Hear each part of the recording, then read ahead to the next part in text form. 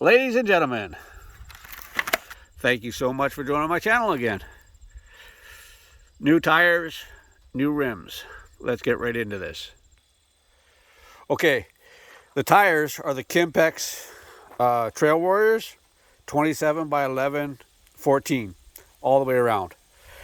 The rims are the ITP SS 212s bought from revco.ca. They were in stock.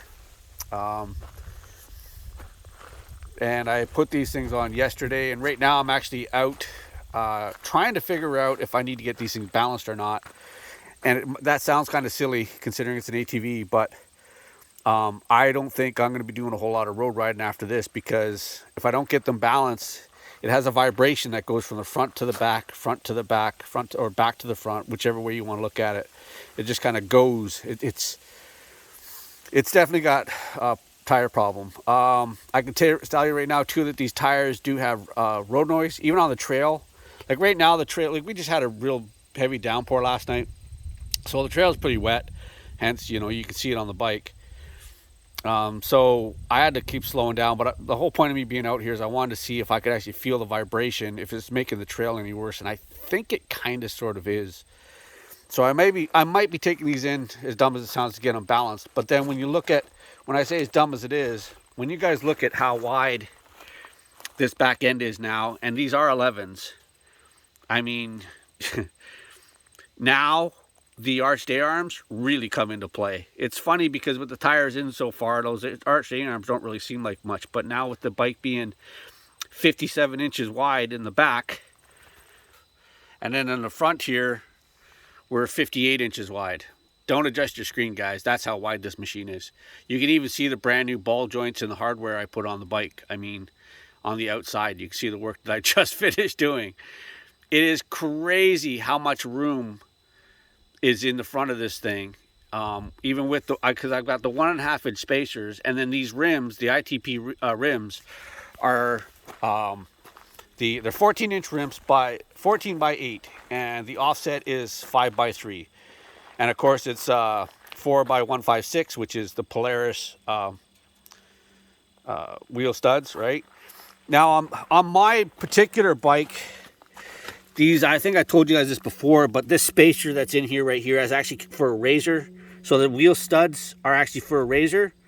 I have the stock Sportsman wheel studs holding on the spacer, which they've been working just fine. I've had those now for 9 months, 8-9 months, and I haven't had a single issue. And these ones here, even though these things say I got them for the sport utility, because you can get them for the razor. Apparently they're the exact same. Like I don't know if they are for sure, but these are for the razor, and they just go on straight. The rims, I actually ordered them for the rear of my Sportsman. I just went all 4 corners, and they fit just fine. Yeah, so that's my wheels and tires, guys. I have not been able to find a single review on the Kimpex Trail Warrior. If you know somebody that has them, or you yourself have had them for a while, the one thing I can say from my review, if I'm going to have one, my initial review is it throws a lot of rocks. As you can see there, rocks all through here. It does. I'm surprised at how many rocks this thing throws. These things throw. I'm not necessarily, like, the water is spraying up, with it being wider. You can see there, you see all the inside. Actually, my leg, pant leg there, it's soaked. And what I'm actually going to do, this is on a separate subject, is the UK model of the S model, the front fender here are different. It actually, this comes out this way like this and like that. And it's, anyway, the biggest difference is right down here. It actually does come down all the way like this. It comes all the way down. And when I'm riding, I'm watching the water spray up through here and shoot up. And that's what's actually soaking that whole section right there. So I'll be going to, like I've said before on my website, I'll be going to Pure Polaris Parts UK and ordering their wider fenders, because as much as I love, like, guys, like, look at this. I've had a couple people comment on them, like, you know, this is before I went wide with the tires, like looking at the bike going, why is it so wide? And then I mentioned to a few people, like, well, you know, I got the S model fenders, and they're like, oh, that's why it's wide, you know. And since day one of this, owning this bike, especially after I got these fenders, I've wanted the 11s all the way around. And the funny thing is when you look on the back now, those don't look like 11s anymore.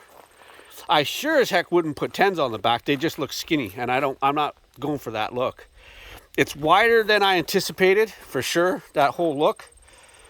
You know, it's definitely wider than I thought it was going to be, but at the same time now, I absolutely love it. It hasn't really changed the ride and the handling, I can tell you that much right now. Like I said, I got a vibration on the pavement that goes front to back, and it's really, really weird because it literally just vibrates from the front right to the back, and then it stops and it starts over, front or back, rotates to the front. It's a really weird vibration.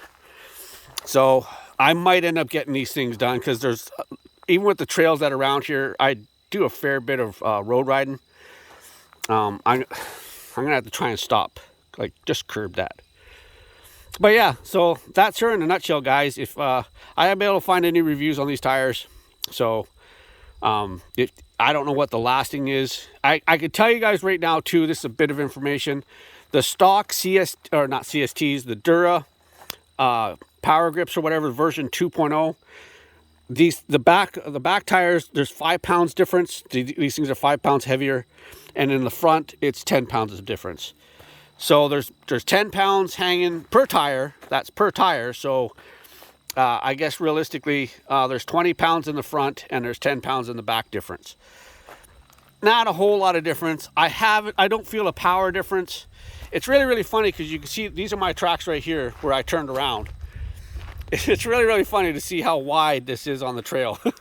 Like, you know, a lot of guys looking at this going, oh, it looks like a side-by-side turnaround.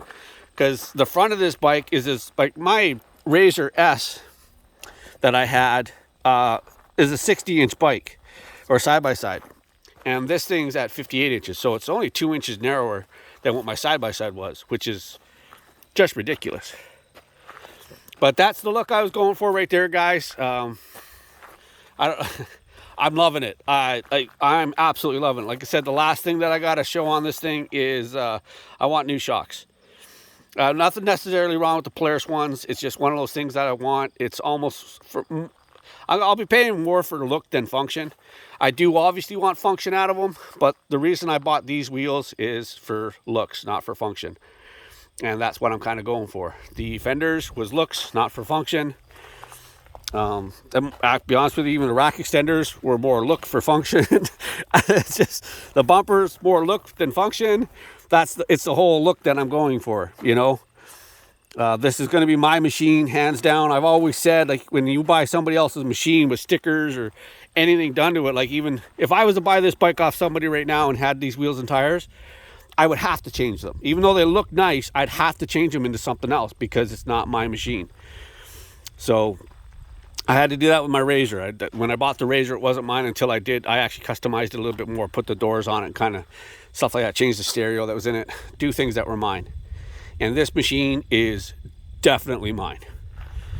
So with that being said, guys, honestly, give me your opinion. What do you guys think? Let me know.